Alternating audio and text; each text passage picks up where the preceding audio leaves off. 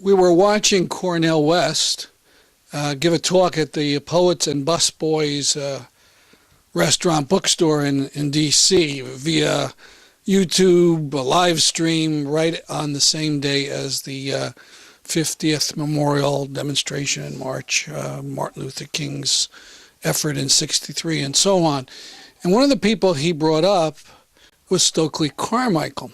And we were watching the program with historian and activist Lenni Brenner, and I knew he knew him and knew a lot about him, so I thought we would have a bit of a talk. When did you first meet Stokely Carmichael? Okay, it was in 1985. What happened was that a friend of mine, Brad Cleveland, who was a major figure in the Berkeley free speech movement in 1964, was in New York and coming back to Berkeley, and he got onto an airplane and he recognized Stokely Carmichael, so he rushed immediately over to sit himself down with Stokely, who, as anybody who lived through the civil rights movement can tell you, was one of the most famous figures, not only in the civil rights movement, but one of the most famous figures in American history by that time. I mean, I'm sure other people on that airplane recognized him. So he sat himself down with Stokely, and as they were talking, Stokely whipped out a copy of my book, Zionism in the Age of the Dictators, and said, "You got to read this." So Brad said, "Listen, Lenny lives, down the road from me." So when they landed in Berkeley, Brad arranged for Stokely to come to my place the next day. And what Stokely was coming out to Berkeley for was a anti-South African apartheid rally at the University of California. So actually what happened was that I went without introducing myself to him, and of course he didn't recognize me. I went to the rally that he was speaking at because I wanted to catch an up-to-date picture of his politics before we actually met. And what pleased me more than anything else about that speech was, remember, this is an anti-apartheid rally, was, of course, he spoke against Zionism, which I expected because he was going to see me later in the day. But he also made one point, he says, and also we must support the Irish movement against British imperialism. It doesn't matter what the Irish Gear think of blacks.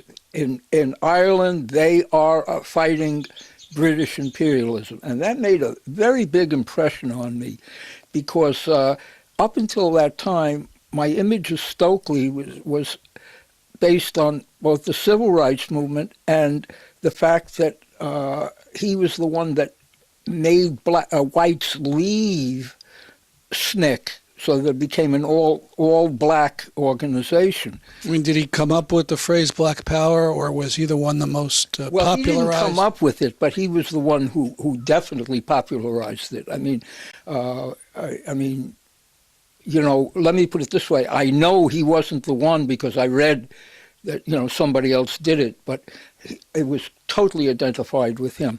But as I say, as I realized then that what he was, when he was talking about, that we need an all-black organization, in the 60s, what he meant was quite legitimate. In other words, a black liberation movement should be run by blacks. I mean, understand, the NAACP had more whites on its founding board of directors than there were blacks.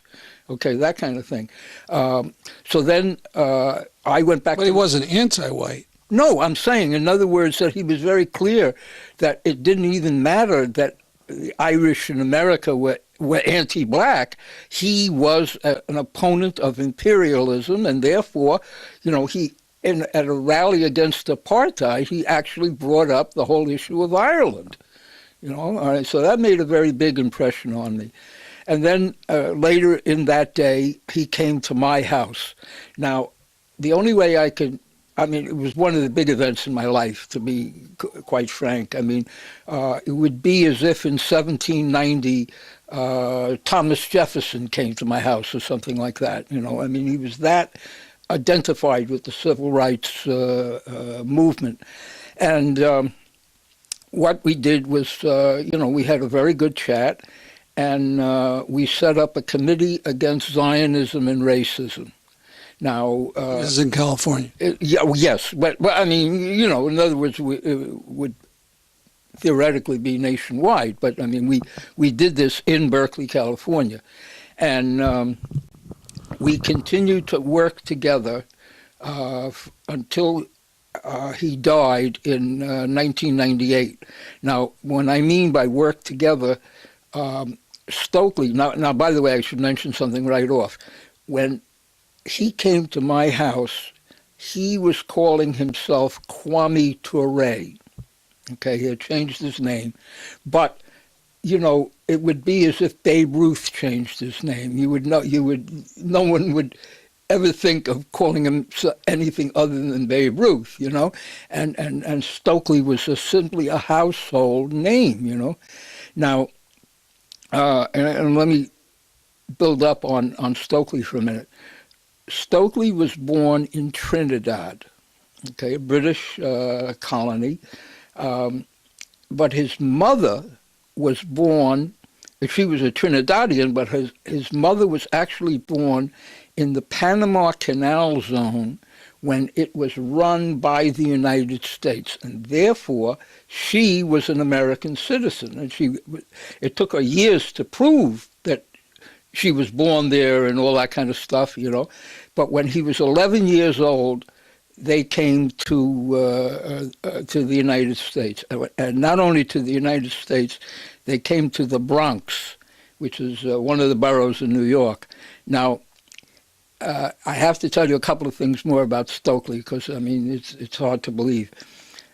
Stokely, after he died, his autobiography was published. And so I'm really, basing myself on what he said in the autobiography. He openly put himself and said, look, I am a product of British imperial education at its best, okay? And basically what it was all about was, he had a British teacher in Trinidad, and her basic line was, Stokely Carmichael, if you do not do your homework, you will die in the gutter, and then your soul will go to hell. So you will do your homework. And Stokely did his homework, okay? So he comes to the United States at 11, and that's junior high school age in New York City at that time. But a couple of years later, he got admitted by passing a test into the Bronx High School of Science, that's its name, which is literally the best, certainly the best high school in the world, and maybe the best school in the world. It graduates more people who win Nobel Prizes in science than any other school in the world, okay? And he was a star student there, and his hobby was he taught himself Latin, okay, at the best science school in America. So, when he, now understand, he came here from a British-speaking colony into the Bronx, so I had no idea that he was anything other than an American. I mean, he's Stokely Carmichael, he's a famous civil rights... He didn't have any kind of British accent? No accent whatsoever. I mean, I didn't realize that he was from Trinidad until after he had died, I mean, because, I thought of him as, I wasn't smart enough to get into Bronx High School of Science, but I thought of him as a Bronxite. Now, in the talk today, they said he didn't go to this 63 March on Washington. Well, I don't know if he did or didn't, but he certainly was very friendly to Martin Luther King, literally, up until Martin Luther King died. And one of the most important things about that relationship was that originally King was worried about being identified with Stokely because Stokely was the one who was always anti-war, anti-Vietnam War, and it took King years to come around to openly denouncing the war.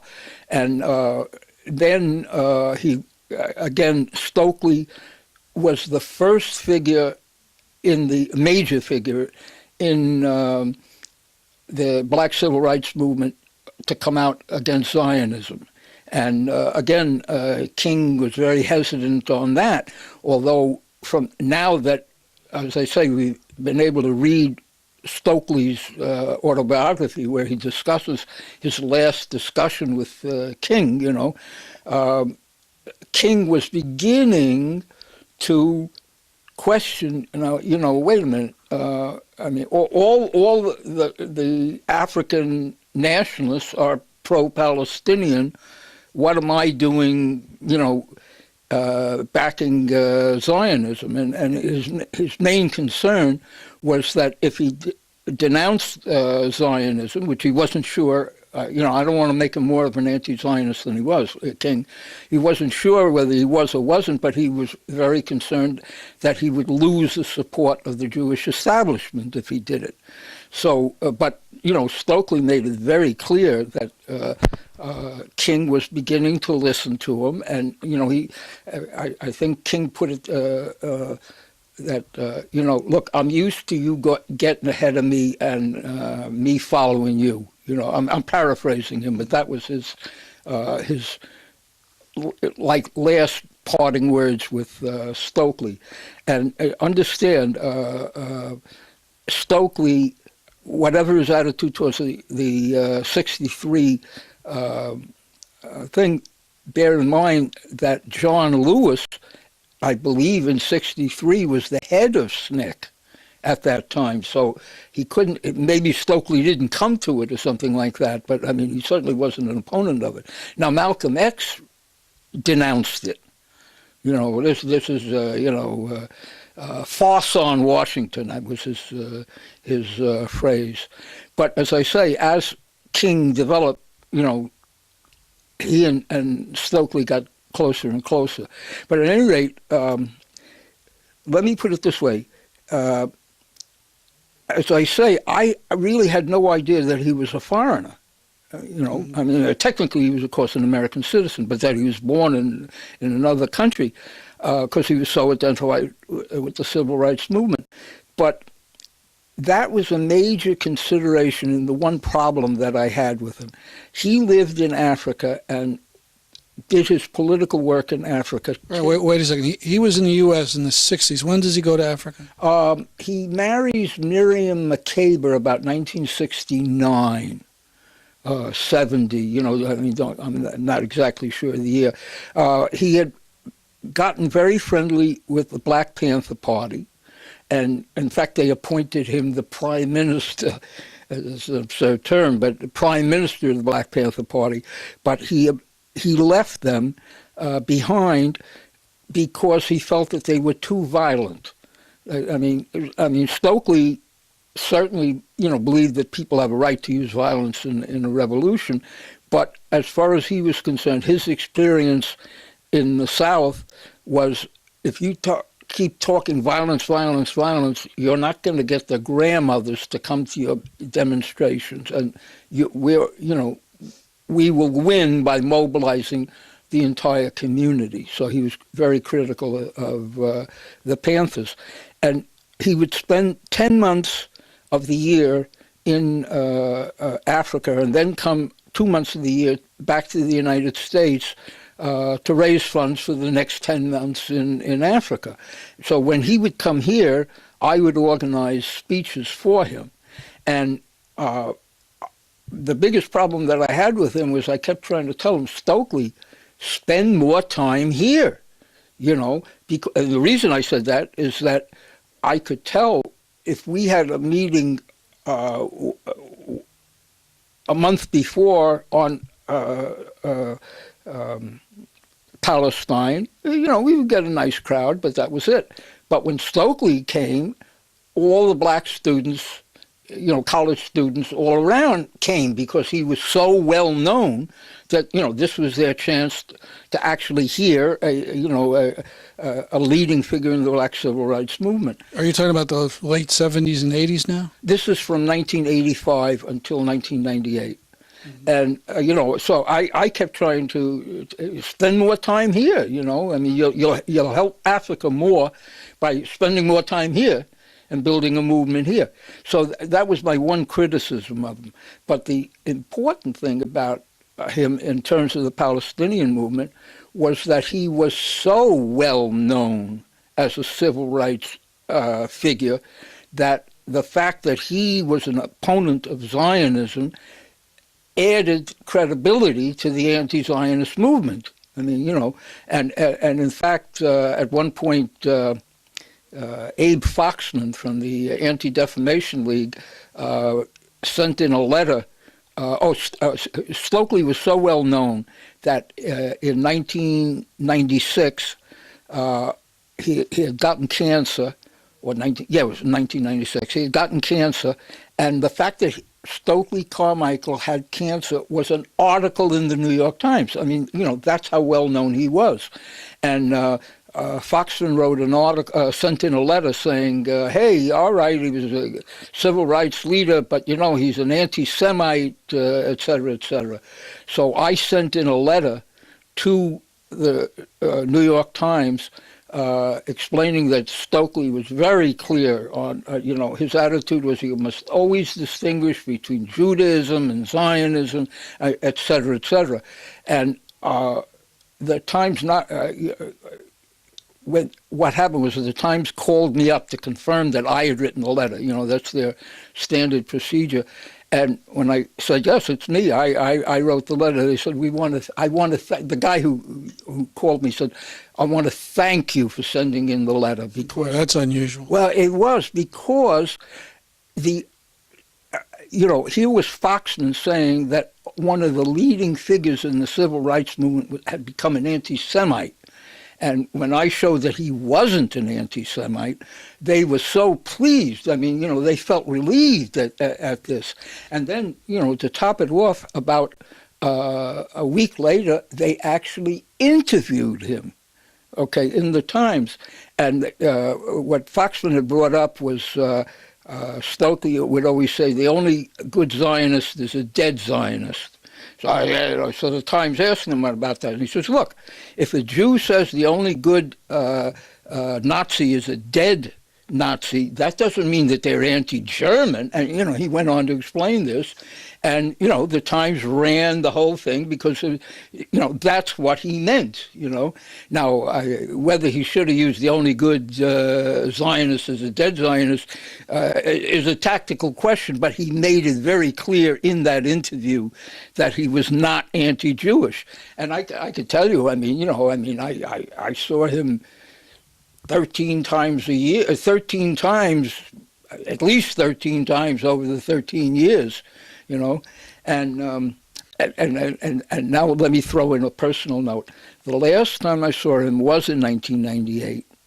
He was already knew he was going to die, and he was waiting to go back to Africa, and the Nation of Islam put him up at a guy's apartment in Manhattan, and I went to say my farewells to him, and I recognized that the guy whose apartment it was one of the authors of The Secret Relationship Between Blacks and Jews, which was a famous book published by the Nation of Islam.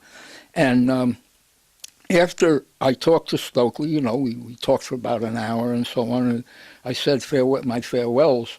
And that happened. At that point, you can't get more depressed than saying farewell to, such a wonderful guy like that. But then I went into the next room to pick up my bag to go out the door, and the Nation of Islam researcher, who, as I say, was one of the authors of the book, I heard him say to Stokely, he'd come into Stokely's bedroom while, as I went out, and he said to Stokely, be careful with Brenner, he's a Jew. And Stokely says, Lenni is a revolutionary, okay? And I got to tell you, I mean, to hear that from, this guy who had been, he lost count after his he said once that he lost count after his 32nd arrest in the civil rights movement. To hear him, say Lenni's a revolutionary. I mean, it made my day. I mean, more than my day. But let me close with just one aspect about civil rights. What did he think? I mean, did he think they had really accomplished stuff, or they were on the road to victory? Did he feel they were defeated? What was his sort of final view? All right, yeah. Let me put it this way: Stokely became a socialist at the Bronx High School of Science, okay, which was full, and he described his political education there, that he got full of socialism from all these guys, at Bronx Science, but they were all pro-Zionist, and that he didn't become an anti-Zionist until years later when I think it was Edith Miner, a leading figure in SNCC, recruited him to anti-Zionism. But he picked up his socialism. Now, his attitude was, and you see, now that I know that he was not really an American, it makes more sense that his attitude was, I'm a guy from Trinidad, I'm a black from Trinidad, I happen to be moved here to New York, but I'm of African descent. In other words, his black nationalism made more sense than, an American black putting all of his time into Africa, rather than in America. But I would say that, and also, I don't really believe that he really understood how prestigious he had become as a result of his activities. I could see it because, as I say, black students would come from miles around, to hear him. And but getting back to my question, so what was his final evaluation? His attitude was, he was a socialist from before he got involved in the civil rights movement. In other words, at Bronx High School of Science, let's say 14, 15 years old, he became a socialist. And I don't want to know about social. I want to know, what did he think about the civil rights movement? Had they succeeded? Had they failed? Well, I mean, in other words, as we've been listening today to the discussion over the anniversary of the civil rights movement, Stokely's attitude was that civil rights was a step in the direction of human equality and not the end result of it. In other words, as I say, he had a left-wing attitude towards the civil rights movement. Of course I'm for civil rights, but it's not the end of the whole question, okay? And, it would be inconceivable that he would be for Obama. I mean, that's out of the question. I mean, there's no doubt. As I say, I have my criticisms of him, as I would of anybody, that I deal with, but, he was a resolute anti-capitalist and anti-imperialist. I emphasize again that at that rally on apartheid, he, on his own, brought up the question of the Irish Revolution. All right, we're going to leave it at that. Thank you very much for this revealing conversation. Thank you.